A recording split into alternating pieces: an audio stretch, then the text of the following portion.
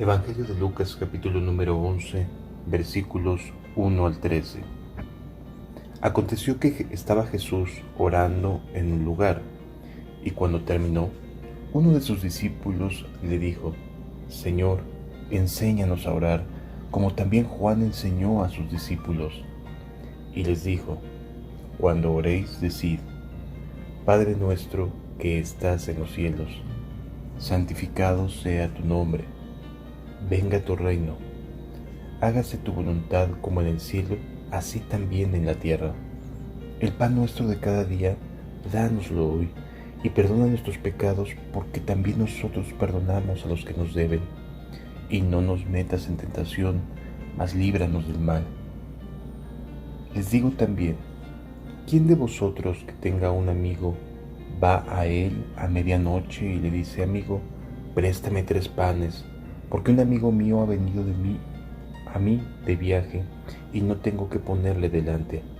Y aquel, respondiendo desde dentro, le dice: No me molestes, la puerta ya está cerrada y mis niños están conmigo en cama, ¿no puedo levantarme y dártelos? Os digo que, aunque no se levante a dárselos por ser su amigo, sin embargo por su importunidad se levantará y le dará todo lo que necesite.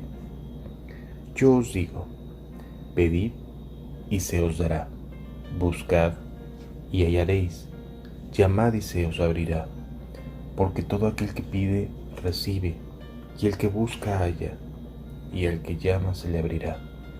¿Qué padre de vosotros, si su hijo le pide pan, le dará una piedra? ¿O si pescado en lugar de pescado le dará una serpiente? ¿O si le pide un huevo le dará un escorpión? Pues si vosotros, siendo malos, sabéis dar buenas dádivas a vuestros hijos, ¿cuánto más vuestro Padre Celestial dará el Espíritu Santo a los que se lo pidan? No pretendo saber mucho acerca de la oración, hermanos. Más bien, como discípulo, me acerco a Jesús y le digo lo mismo que aquel que se acercó en aquella ocasión cuando lo vio orando: enséñanos a orar, enséñame a orar, Señor, porque la verdad es que veo tu oración, veo tu comunión con Dios y no tengo eso que tú tienes, no tengo esa gracia, esa posibilidad de acercarme con esa seguridad con la que veo que tú oras, Señor. Y es justamente esto lo que motivó aquella pregunta en aquel momento cuando Jesús estaba solo orando, y algo notaron los discípulos distinto dentro de su oración, comparándola con la oración de Jesús. Ellos eran personas que habían crecido con el hábito de orar. Les enseñaron a orar desde pequeños. Les enseñaron a acercarse al templo a la hora novena a orar, que son las 3 de la tarde, y ellos, acostumbrados a estar en actividades religiosas, en actividades de piedad, de cuestiones de Dios, estaban habituados a la oración. La oración no era ajena para los discípulos de Jesús. La oración es parte integral de su educación. Ellos crecen y son educados con una perspectiva teocéntrica, es decir, basados en su teología, en su fe, en su creencia. Y dentro de estas creencias, la oración es parte fundamental de la vida del judío. Por lo tanto, ellos educacionalmente crecieron sabiendo orar, diciendo palabras correctas, argumentando o basando sus oraciones en lo que la Torá les decía. Es decir, ellos sí crecieron muy cercanos a tener una vida en la cual la oración está incluida dentro de su fe. Pero algo notaron distinto en la oración de Juan el Bautista, y aún más notorio en la vida de oración de Jesús, porque el discípulo se acerca pidiéndole a Cristo que les enseñe a orar así como Juan enseñó a sus discípulos.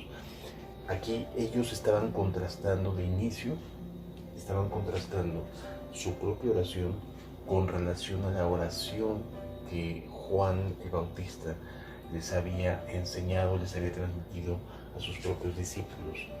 Y entonces se veían por debajo de esa comunión que tenían.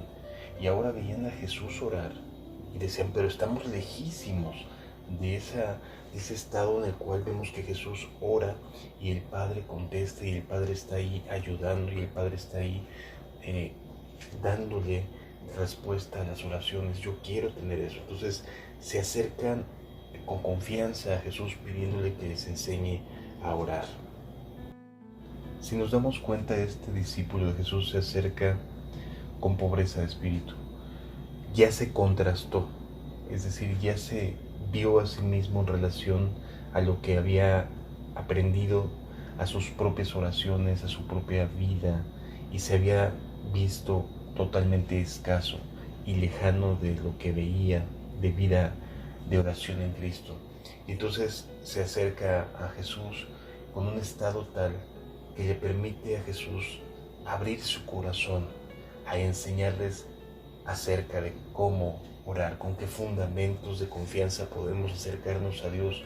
Y esto es maravilloso porque nos permite saber que cuando nosotros tenemos una necesidad real, genuina, fervorosa de aprender, de crecer en la fe, de anhelar las cosas del reino de Dios y su justicia, entonces Dios va a contestar, Dios va a darle al pobre la respuesta que su alma necesita.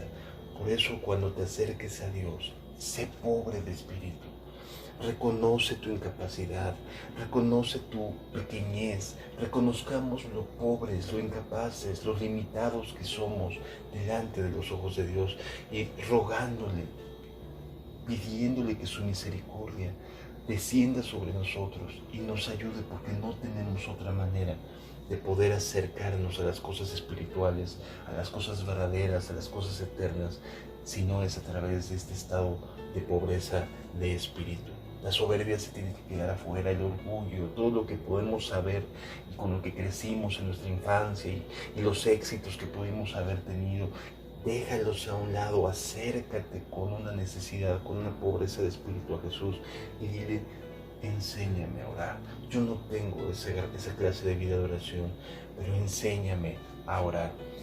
Y la respuesta de Jesús, desde luego que fue muy clara y muy maravillosa. Pues les dijo,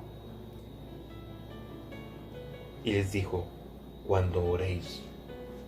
Y ellos sabían orar y Jesús sabía que oraban, pero aquí les va a cambiar la vida de oración. Y esto desearía que pasara contigo y conmigo. Y a partir de hoy, tu vida de oración cambie por la respuesta que Jesús nos está a punto de dar. Cuando oréis. Sé que hasta el día de hoy has orado. Sé que hasta el día de hoy has tratado de practicar, has tratado de idear, de buscar la manera de orar adecuadamente, con eficacia. Aquí está la respuesta que Jesús te da respecto a la oración, hermano. Este es el discipulado cristiano acerca de la oración que tú y yo necesitamos con mucha urgencia. Cuando oréis, decid, Padre nuestro que estás en los cielos, santificado sea tu nombre, venga tu reino, hágase tu voluntad, como en el cielo, así también en la tierra. Estas son una serie de motivos para confiar en Él, motivos para acercarnos a Dios. Lo primero que es maravilloso y que nos deja saber, hermanos, qué tanta confianza podemos tener es que nos dice Jesús, díganle, Padre nuestro que estás en los cielos. O sea, acércate a Dios con un corazón sabiendo que te estás acercando a tu Padre, que te estás acercando a quien te va a dar lo que necesitas, las respuestas, quien tiene una paternidad que va más allá de la paternidad terrenal. Porque si nuestros padres, siendo malos, saben y han tratado de dar buenas dádivas a nosotros, nos han tratado de enseñar, nos han tratado de decir por qué camino andar, qué cosas debemos de cuidarnos, qué cosas debemos de guardarnos, han tratado de darnos buenas dádivas, a pesar de su limitada capacidad, a pesar de su corta vista, nos han tratado de dar cosas buenas. ¿Cuánto más Dios, quien es el creador de la paternidad, nos dará lo que necesitamos? ¿Cuánto más Dios, siendo nuestro Padre, nos va a dar las respuestas precisas, las respuestas justas, las respuestas que nuestra alma necesita, el camino santo por el cual quiere que andemos. Por supuesto que te va a decir que sí, desde luego que te va a decir que sí, no lo dudes ni un instante. Es un Padre que está por encima de los padres que hoy en día conocemos, tan limitados, aunque amorosos, limitados en cuanto a su manera de tratarnos de ayudar. Pero aquí tenemos a un Padre que está en los cielos, que no tiene que ver con la tierra, que no tiene que ver con los errores que como padres podemos cometer al tratar de educar a nuestros hijos o que te educaron como hijo. Aquí tenemos a un Padre que está en los cielos, que está por encima de cualquier paternidad, que está por encima de errores, que está por encima de limitaciones, que está por encima de cualquier clase de error. No te va a guiar a algo malo, no te va a contestar con cosas malas. Es tu Padre y está en los cielos. Entonces, lo primero que Jesús quiere que sepas, lo primero que Jesús anhela que cambie en nuestra vida de oración es a quién nos estamos acercando. Porque la costumbre es que te acercas a Dios y lo ves como alguien lejano, alguien que te demanda, alguien que te pide, alguien que te requiere obediencia, alguien que está todo el tiempo esperando ver que te equivoques. Esa es la idea con la que se crece.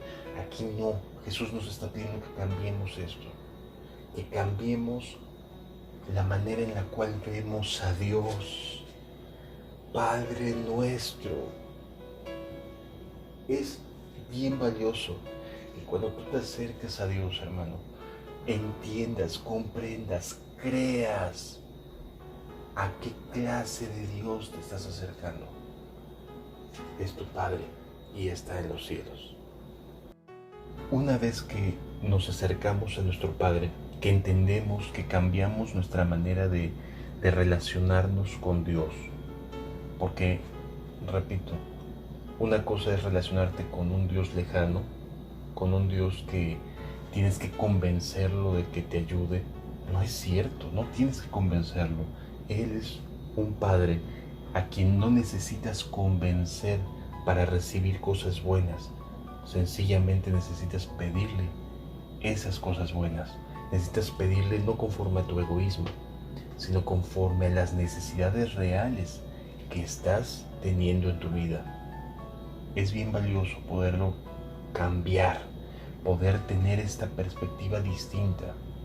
Y luego nos dice, santificado sea tu nombre. Dios es santo, Dios es puro, en la intención, en acción. Él no se va a equivocar al brindarnos una respuesta. Sin embargo, Jesús aquí me pide que santifique el nombre de Dios. Dios no necesita ser santificado, Él ya es santo. Entonces, ¿a qué se refiere Jesús cuando nos pide que tengamos a un Dios al que podamos santificar? Tú y yo crecimos en un mundo lejano a Dios, totalmente lejano a Dios, con una vida ajena por completo, y en el cual desde pequeños nos enseñaron a creer en un Dios solamente y exclusivamente dentro de un templo, y para pedirle a ver si acaso está ahí para responder. Esa es someramente la relación que nos enseñaron acerca de Dios. Pero eso sí, cuántas cosas malvadas nos han enseñado, cuántas cosas hemos sufrido y hemos padecido desde nuestra niñez hasta aún en la actualidad. Hemos pasado por cosas bien difíciles. Y lo primero que hace nuestro adversario, y lo primero que hacen las personas también cuando nos pasan cosas malas, es decir, ¿dónde está tu Dios? ¿Dónde está tu Dios? ¿Dónde están las respuestas que necesitas de Dios? Y aquí, amado hermano, hermana, es donde entra la santificación de su nombre. Porque en nuestros corazones, en nuestras mentes, nuestro adversario está tratando de manchar el nombre de Dios, de ensuciarlo, de dejarlo mal, de hacerlo, de presentarlo como alguien que no responde, que no nos atiende, que no nos cuida, que no está presente, que está lejano, que ya te dejó y que ya te abandonó y esto y aquello, y trata de romper esa relación, trata de romper la creencia que tienes de Dios como Padre. Y entonces santificar el nombre de Dios es hacerlo santo. En otras palabras, justificar a Dios, aún en los momentos en los cuales hemos padecido situaciones difíciles y adversas. Confiar en Él. Él sí es sabio, Él sí nos ama. A pesar de lo que a lo mejor ahorita estoy pudiendo experimentar y vivir, sé que nos está amando. Y por lo tanto, santificar el nombre de Dios es justificarlo, es hacerlo santo. No importa que yo esté padeciendo en un momento, no importa que esté atravesando un valle de sombra de muerte, Él es mi Dios, Él es santo. No lo voy a culpar por lo que estoy pasando. Eso es hacerlo santo, eso es santificar el nombre de Dios en nuestros corazones. Es no culparlo de las cosas que nos suceden, de los daños o de los males que otros seres humanos nos hacen. Por eso es tan importante entender que cuando santificas a Dios, lo liberas en tu mente, no porque Él realmente necesite de esta libertad, Él es santo y sus decisiones son sabias y son hechas en justicia, pero en nuestras mentes pequeñas, en nuestras limitadas capacidades, hay cosas que pueden afectar nuestra perspectiva acerca de nuestro Dios. Por lo tanto, lo que nos pide la Escritura aquí a través de Jesús es santifícalo, o sea, justifica a Dios en tu corazón, hazlo santo. No importa lo que puedas haber vivido en este momento, no fue Dios quien te lo hizo, no fue Dios quien fue el malo, no fue Dios quien te provocó el daño, te provocó la herida, no fue Dios. Santifícalo en tu corazón. Fue la maldad de otra persona, fue el egoísmo de otros seres humanos, fue la maldad en el corazón de la gente que te rodeó, que te hizo daño, etc. Pero no fue Dios. Entonces aquí lo que la Escritura me está diciendo es: santificado sea su nombre. Santifícalo, justifícalo a Él y haz responsable a las personas que te hayan hecho daño, pero no fue Él. Y santifícalo en tu corazón también. Perdona a todos los que pudieron haberte dañado, a todos los que pudieron haber afectado tu corazón, perdónalos.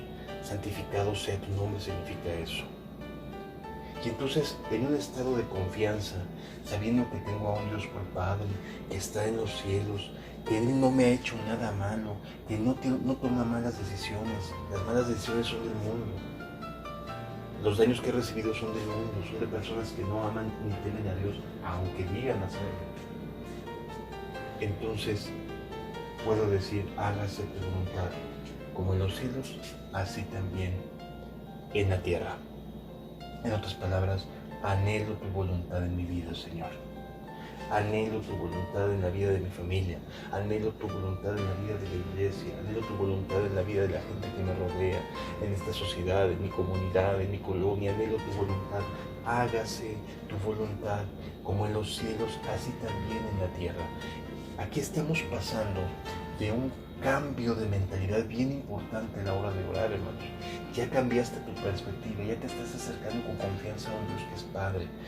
Ya lo liberaste de las culpas que la mayoría de las veces el adversario quiere plantar en nuestros corazones, de cosas que nos llegan a acontecer. Ya quedó liberado, no estás creyendo a Satanás que Dios tiene la culpa. ¿Sí? Y entonces surge el anhelo y el deseo: Padre, quiero que se haga tu voluntad en la tierra. Haz tu voluntad en mi vida.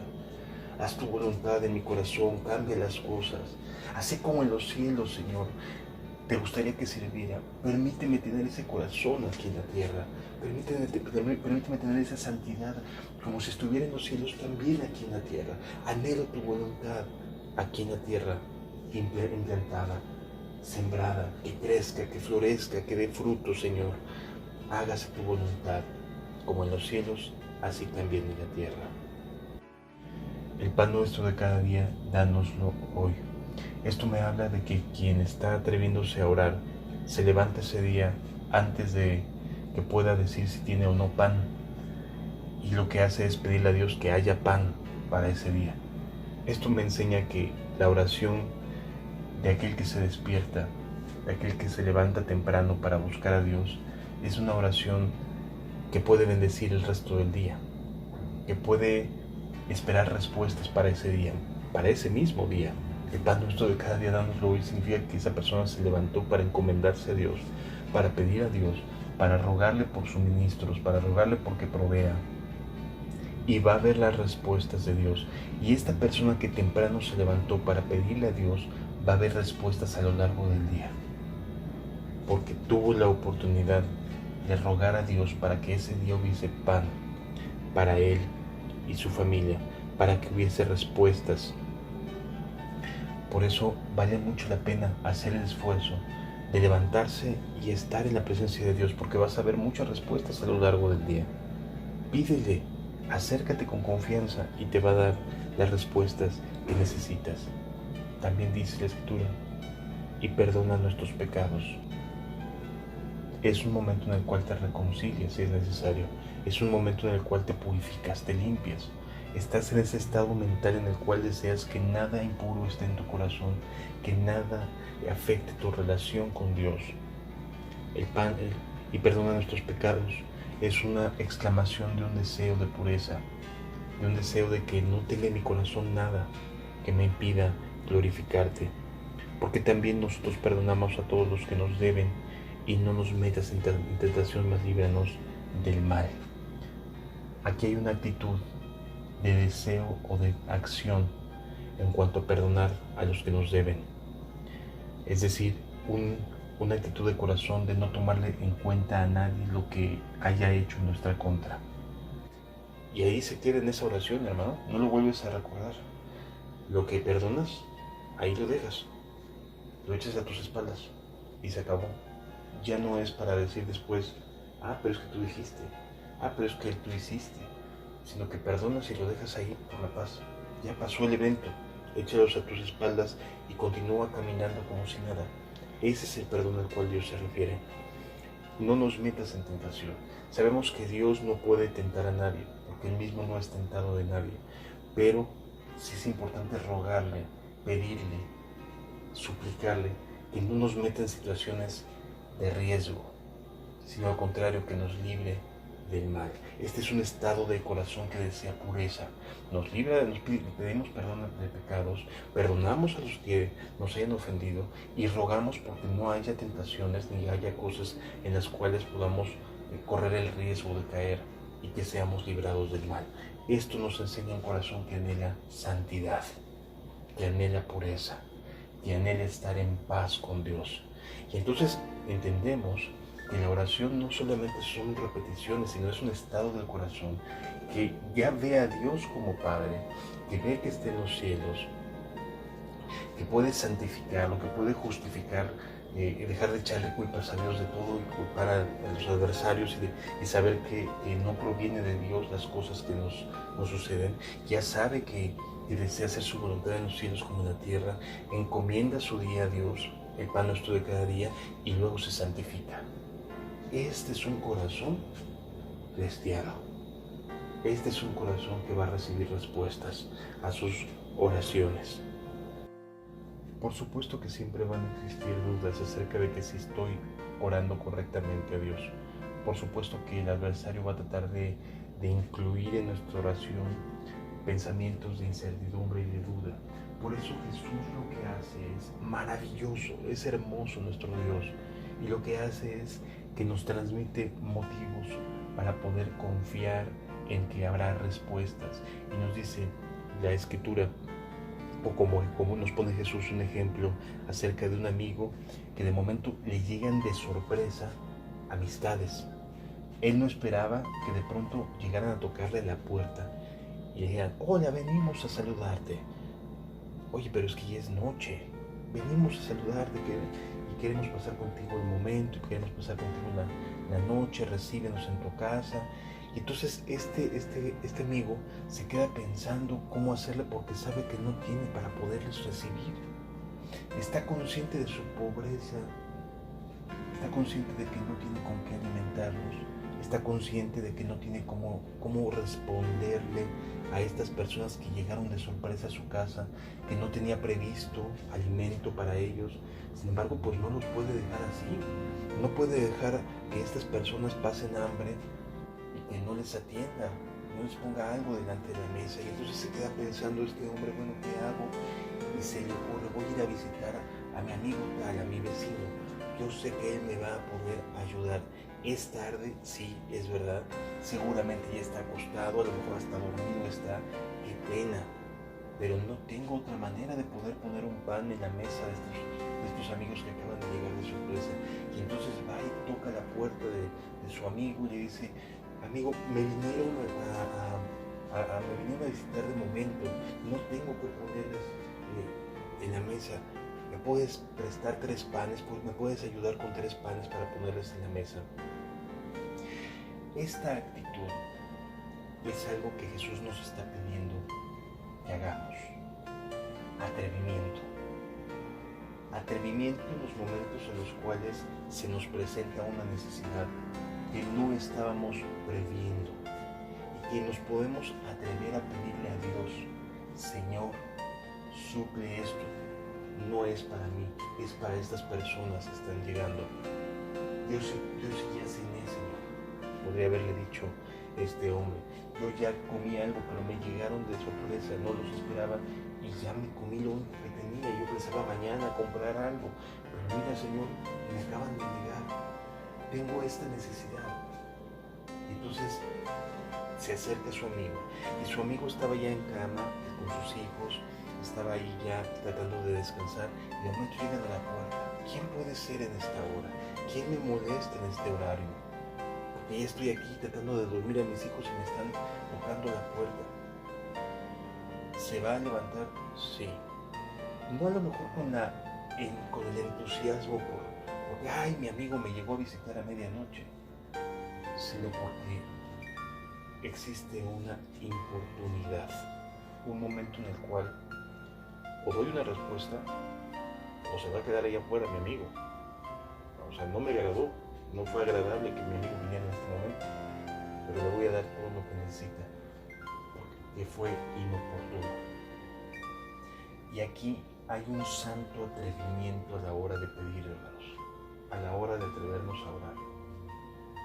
Orar tiene que ser atrevido. Sí, tiene que ser atrevido, pero tiene que tener un fundamento bien fuerte de necesidad. Aquí encontramos la necesidad y el atrevimiento. Y hubo respuestas y se paró y le dio todo lo que necesitaba. Esto es una actitud a la hora de orar. No es para mí, es para los que acaban de llegar. Por favor, ayúdame. Eliminas el egoísmo porque es para la atención de personas para las cuales tú no tenías una respuesta que ofrecer y vas buscando ayuda para poder ofrecer esa respuesta. La oración es así, es un santo atrevimiento, un momento de ser inoportuno porque hay una necesidad que atender. Y así es como Jesús nos está enseñando que nos atrevamos a orar. ¿Se va a levantar esa persona? Por supuesto que se va a levantar. Nos va a ayudar. Y luego afirma Jesús. Todo esto tiene que ver con motivarnos a orar, a que nos atrevamos a usar de atrevimiento santo. Y luego nos dice, porque todo aquel que pide, recibe. Y el que busca, halla, y el que llama, se le abrirá.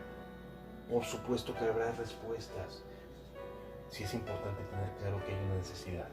Y desde luego que habrá respuestas. No lo dudes ni un poco, te estás acercando a tu Padre que está en los cielos. Desde luego que habrá respuestas. Porque ¿qué padre de vosotros, si su hijo le pide pan, le dará una piedra? O sea, tú le estás pidiendo, Señor, ayúdame. Necesito tu ayuda para santificarme. No quiero pecar, no quiero ofenderte. Te va a decir que no te ayuda. Desde luego que te va a decir que te ayuda. Por supuesto que esa es una oración contestada con un sí de antemano. Pero necesitas externarle a Dios tu necesidad. Necesitas compartirle a Dios tu necesidad, tus emociones, tus momentos difíciles. Atrévete a abrirte al reino de los cielos. Los cielos están abiertos, su gracia se derrama sobre ti, pero necesitas atreverte a ser inoportuno. Atrévete. El que pide recibe, y el que busca halla, y el que llama se le abrirá. ¿Quién de vosotros, si su hijo le pide un pan, le dará una piedra? O sea, si un hijo tuyo te viene a pedir, dame algo de comer, ¿le vas a dar algo que no es comible? ¿Le vas a decir, a ver, siéntate aquí y ponte a leer un libro? ¿Le vas a contestar aquí, siéntate y quédate esperando? No, te vas a levantar y le vas a dar los alimentos que necesita. O si pescado, en vez de pescado le dará una serpiente. O sea, vas a darle un daño por lo que te está pidiendo. Tú le estás pidiendo algo de comer, algo para nutrirte. ¿Te va a responder mal? No, no te va a destruir, no te va a responder con una serpiente. No te va a mandar al hoyo. Te va a responder bien. Confía, cree. O si le pide huevo, le dará un escorpión. No, le va a dar el pescado, le va a dar el huevo, le va a dar el pan. Por favor, atrévete a pedir. Pues si vosotros siendo malos sabéis dar buenas dádivas, ¿cuánto más vuestro Padre Celestial dará el Espíritu Santo para tu vida? Pídele que te dé el Espíritu Santo. Pídele que te sumerja, que te bautice, que te llene el Espíritu Santo. Te lo va a dar como si tú siendo malo le dieras un huevo a tu hijo, un pescado o un pan. Te va a dar su Espíritu.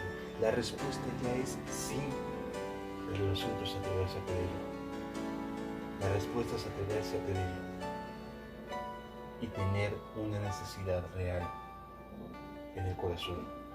Amado, nuestra vida de oración puede cambiar el día de hoy. Que te atrevas es distinto, pero puede cambiar tu vida de oración realmente. Por favor, atrévete a hacerlo. Atrévete a pedirle. Atrévete a suplir la necesidad, a pedirle que te supla la necesidad. Dios está contigo, es tu Padre. Y aquí puede haber un cambio en todo lo que conocías acerca de la oración. Atrévete. Atrévete a ser santo. Y justificar a Dios no tiene nada que ver con que Dios tenga alguna culpa, no. Es que a veces el adversario puede meter cizaña en nuestro corazón. Atrévete a llamarle Padre.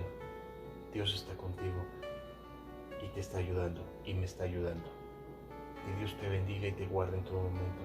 En el nombre de Jesús. Amén.